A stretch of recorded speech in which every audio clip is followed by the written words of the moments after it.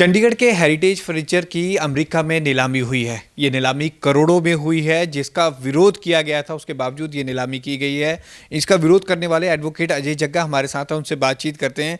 Sir, ये heritage furniture की कल नीलामी होगी अमेरिका में, आपने इसका विरोध भी किया था, लेकिन कोई विरोध काम नहीं आया। ऐसे है कि मेरी सोच ये है कि ये जो मुद्दा है ये अभी टॉप प्रायोरिटी पर नहीं आया। जब टॉप प्रायोरिटी पर आएगा, सरकार है वो हर हालत में इसके ऊपर एक्शन लेगी। हमारे जो प्रधानमंत्री हैं वो जब अमेरिका ऑस्ट्रेलिया गए हैं, वहाँ पर उनको जो एंटीक्स इंडिया से चोरी हुए थे वो वापस दिए गए हैं। ये दो देशों में भाईचारा बढ़ाने के लिए इस तरह की कार्रवाई जो है वो रवायत रहती है। चंडीगढ़ के फर्नीचर के बारे में अभी तक इस तरह की कोई कार्रवाई नहीं हो पाई है, लेकिन मुझे तकरीबन इसमें काम करते हुए आज 12 साल हो गए हैं, लेकिन मुझे बहुत स्ट्रॉन्ग एक्शन सरकार की तरफ से अब एंटिसिपेटेड है। लेकिन ये सत्य है कि अभी तक इसके ऊपर कोई बड़ी कार्रवाई नहीं की गई। सर, ये जो कल हेरिटेज फर्नीचर की नीलामी हुई है, क्या ये जो हेरिटेज फर्नीचर था पंजाब यूनिवर्सिटी से संबंधित था? ये ऐसे है, देखो, जब भी कोई आइटम ऑक्शन होती है अंतर्राष्ट्रीय बाज़ार में, हर आइटम के ऊपर एक उसका टैगिंग लगी होती है। आप भी अपने रोज़मर्रा में देखते हैं, सरकारी दफ्तर में जाते हैं तो हर एक कुर्सी टेबल के ऊपर सफ़ेद रंग से पेंट लगा होता है। वो हर एक दफ्तर की इन्वेंट्री है कि हर एक दफ्तर में कितनी टेबल है, कितनी कुर्सी है। इसी तरह उन फर्नीचर के ऊपर भी लगा था। ये जो कल अमेरिका में ऑक्शन हुई है उसके अंदर जो सामान 10 आइटम बिकी हैं, 10 आइटम में से आई थिंक 5 आइटम्स जो हैं उनके ऊपर पंजाब यूनिवर्सिटी के आइटम नंबर लिखे हुए हैं। तो ये मैक्सिमम सामान जो है ये मेरे हिसाब से पंजाब यूनिवर्सिटी से गया हुआ है, और हम पंजाब यूनिवर्सिटी से इसको डिमांड भी करने वाले हैं भी ये या तो आप इसके बारे में कोई स्टेटमेंट दो कि ये सामान कहाँ का है और कैसे गया अमेरिका। सर, आप 12 साल से लगातार इसके पीछे लड़ाई लड़ रहे हैं। हेरिटेज फर्नीचर संयोजने की बात आती है तो प्रशासन कहाँ फेल हो जाता है? हेरिटेज फर्नीचर हमारा अमेरिका में करोड़ों में बिकता है, लेकिन हम उसकी विरासत को, अपनी अहमियत नहीं समझ रहे हैं। उसको लेकर आपका क्या? ऐसा है कि जो चंडीगढ़ प्रशासन है ना, इसके सीमित जो है इनके पास विकल्प है इस चीज़ को रोकने के लिए या वो सामान लाने के लिए। दरअसल ये जो मुद्दा है ये भारत सरकार और मिनिस्ट्री ऑफ एक्सटर्नल अफेयर विभाग से डायरेक्ट जुड़ा हुआ है। और इसी तरह ये जो एक्चुअली इंडियन भारत के मिशन है जो वाशिंगटन में इंडियन एम्बेसी है, एक्चुअली ये उसका काम है। हमने जो तरनजीत संधू हैं ambassador of India to America, उनको भी हमने ट्वीट भी किया था और उनको हमने ये इसका ऑफिशियल ईमेल भी भेजा था कि वहाँ पर अमेरिका में ये ऑक्शन हो रही है। लेकिन मैं समझता हूँ जब तक भारतीय सरकार पहला कदम नहीं उठाएगी, केंद्र सरकार, तब तक ये एजेंसियाँ काम नहीं करेंगी। हमने पास्ट में लक्समबर्ग के अंदर यूरोप में कुछ सामान बिक रहा था, हमने उनको चिट्ठी लिखी ले, और ये एक बहुत बड़े मेरे लिए तो बड़े गर्व की बात है कि उनके कल्चर मिनिस्टर ने मुझे चिट्ठी लिखकर पूछा कि आपका क्या सामान है, क्या है। जब मैंने उनको डिटेल भेज दी, उन्होंने फिर उसकी काउंटर डिटेल पुलिस इंक्वायरी करवा कर वहाँ से मुझे भेजी। लेकिन उन्होंने अंत में मुझे ये कहा कि देखिए, ये जो बात आप कह रहे हैं इसके लिए डिप्लोमेटिक चैनल्स का काम करना ज़रूरी है। अगर भारत सरकार ये चाहती है तो वो औपचारिक तौर पर अपने मंत्रालय के थ्रू इंडियन एम्बेसी को ऑफिशियल लेटर भेजे, वो अपनी सरकारी कार्रवाई करे, वो हमारे पास आएंगे। हमने अब तो सिर्फ जांच की है, लेकिन अगर ये भारत सरकार क्लेम करेगी तब हम इससे आगे जा सकते हैं। तो इसलिए भारत सरकार का इसकी वापसी का क्लेम करना ज़रूरी है, क्योंकि ये एक स्मगल्ड तरीके से देश से बाहर गई आइटमें है। सर, पंजाब यूनिवर्सिटी से अगर हेरिटेज फर्नीचर जाता है, क्या पंजाब यूनिवर्सिटी के सिक्योरिटी विभाग को या उनके विभाग को जानकारी नहीं है इसकी? और पंजाब यूनिवर्सिटी में फाइनेंशियल क्रंच की बात करते हैं, हर बार फंड की बात करते हैं, तो अगर इतना बड़ा हेरिटेज उनके पास है जो करोड़ों में वहाँ बिक रहा है, क्या उनको उनकी जानकारी नहीं? ऐसे है कि जानकारी तो उनको है, लेकिन ये बहुत ही एक क्या कहते हैं हमारे लिए दुर्भाग्यवश बात है कि जो पंजाब विश्वविद्यालय है वो इसकी तरफ आंखें बंद किए हुए बैठा हुआ है। इसको आप ये भी कह सकते हैं कि जो विश्वविद्यालय है वो पूरी तरह से इसके बारे में संजीदा नहीं है।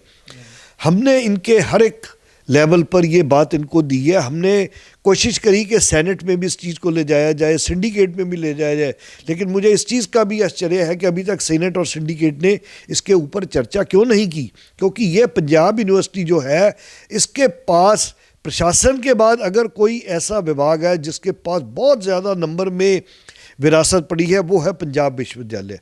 अगर पंजाब विश्वविद्यालय अपना विरसा हेरिटेज संभाल कर रखे, जिसका मूल्य बहुत कम में लगाऊं तो 500 करोड़ों का, 500 करोड़ को अगर संभाल के रखे, तो उसके ऊपर ये कोई दुबई के अंदर दुबई म्यूजियम है जिसमें पुराना फटा सामान बिक रहा है, रखा हुआ है, लोग देखने आते हैं दुनिया से।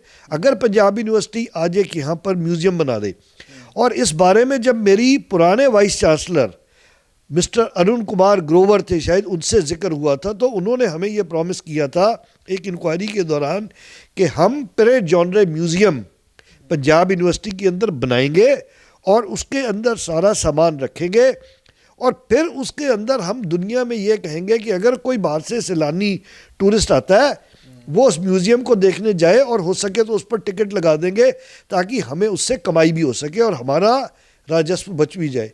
हमने उपकुलपति को यहाँ तक कहा कि अगर आप इसको नहीं संभालना चाहते, तो हम चाहते हैं कि इसका हम डायरेक्ट ग्लोबल ऑक्शन करें, ताकि जो आपके यहाँ पर फर्नीचर कूड़े के भाव में बिक रहा है, उसका करोड़ों रुपए का मूल्य पंजाब यूनिवर्सिटी को आए। पंजाब यूनिवर्सिटी के बच्चों की जो हॉस्टल की डाइट है वो महंगी ना हो, उनकी फीसें ना बढ़ाई जा सके, और दुनिया में या चंडीगढ़ में जो बच्चे के पास पैसा नहीं है और काबिलियत है, वो पढ़ना चाहता है, एक हेरिटेज फंड क्रिएट कर दिया जाए, उससे बच्चे पढ़ सके। और भी यूनिवर्सिटी की ज़रूरतें हैं, क्योंकि हमारा जो स्टेटस और स्टेचर है वो डे बाई डे गिरता जा रहा है। सर, पंजाब यूनिवर्सिटी का आप दिखाना चाहेंगे क्या क्या ये सामान वहाँ पे बिका है? मैं आपको दिखाना चाहूँगा, अगर आप इसके ऊपर ध्यान देंगे तो क्या है कि ये आइटम्स की लिस्ट है जो आपको नज़र आ रही है। इसमें आप आइटम नंबर 2 देखेंगे तो इसमें आपको आइडेंटिफिकेशन मार्क मैंने येलो कलर से हाईलाइट किया है, इसके ऊपर लिखा है PUEC। मुझे इसका फुल फॉर्म नहीं मालूम, बट मेरे हिसाब से, क्योंकि मैं यहीं से पंजाब यूनिवर्सिटी के आसपास ही सारी उम्र रहा, तो मुझे लगता है कि इसका expanded form Punjab university engineering college हो सकता है, पंजाब यूनिवर्सिटी इवनिंग कॉलेज। अब ये PUCH है, ये पंजाब यूनिवर्सिटी के आगे क्या कोड है, ये यूनिवर्सिटी के पास सारे कोड अवेलेबल है। इसी तरह एक नेक्स्ट है, इसका कोड भी मुझे नहीं क्लियर, ये PAU करके आ रहा है, तो ये पंजाब एग्रीकल्चर यूनिवर्सिटी का हो सकता है, इनका नहीं है। कौन कौन सी आइटम है सर? उस आइटम्स के बारे में आइटम्स के बारे में मैं आपको बता देता हूँ, एक सेकंड। अगर आप देखेंगे इसको, ये हम आइटम वाइज चलेंगे तो ये आप 2 नंबर पर देखेंगे, 1 नंबर पर देखेंगे जो सामान था वो था हमारे पास लाउंज चेयर। इसका एग्जैक्ट सोर्स और नंबर नहीं मेंशन, लेकिन ये $11,340 में बिक गया। इससे आगे हम जाते हैं, ये फाइल रैक्स हैं जो चंडीगढ़ से, जिसके ऊपर आइडेंटिफिकेशन मार्क लगा हुआ है PUEC, जिसको मैं समझता हूँ ये पंजाब यूनिवर्सिटी इवनिंग कॉलेज है। इसकी भी कल नीलामी हो गई $20,160 में। अब आइटम नंबर 3 है कमेटी आर्म चेयर, ये नहीं बिक सकी, इसको हम बोलते हैं पास्ड अवे। पास्ड अवे मतलब नहीं ऑक्शन हुई। उसके बाद आइटम नंबर 4 है dining chairs from Punjab university, इसके ऊपर PUCH लिखा है, ये यूनिवर्सिटी बेटर बताएगी, और $22,680 का ये सामान अमेरिका में कल बिक गया। इसी तरह पंजाब यूनिवर्सिटी के स्टूल्स हैं 4, जिसके ऊपर ZOO के आगे नंबर लिखे हैं 54, 56, 58।